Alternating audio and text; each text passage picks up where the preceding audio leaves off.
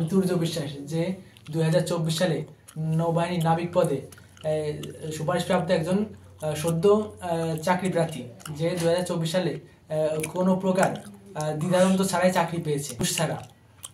যা আমি প্রথম 11 তারিখে 11 অক্টোবর নৌবাহিনীর সার্কুলারে আবেদন করেছি। আবেদন হওয়ার 1 মাস পরে, যেটি হলো 11 নভেম্বর, সেটি অনুষ্ঠিত হয়েছে এবং সেই মাঠে গিয়ে আমি প্রথমে আমার উচ্চতা মাপা হয়েছে। তারপরে আমাকে উচ্চতা মাপার পরে তার রিটেন পরীক্ষার জন্য প্রস্তুতি নিয়েছি।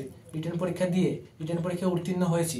উত্তীর্ণ হওয়ার পরে তারপরে প্রাথমিক মেডিকেল পরে চূড়ান্ত মেডিকেল শেষ করে তারপর আমাদের 2-3 ঘন্টা পরে ভাইভা হয়েছে। ভাইবার পরে আবার একটা মেডিকেল, যেখানে লোকে প্রস্রাব আর রক্ত, যেটা নিয়ে লোকে তারা লোকে প্রস্রাবের লোকে সুগার আছে কিনা, লোকে রক্তে কোনো মাদক আছে কিনা, নেশাগ্রস্ত বস্তু আছে কিনা সেটা পরীক্ষা করে।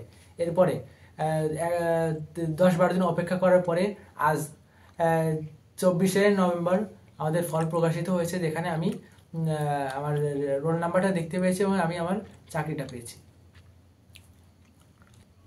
এটাই আমার মেসেজ, যা আমি আজকে 24শে নভেম্বর সন্ধ্যাবেলায় হাতে পেয়েছি।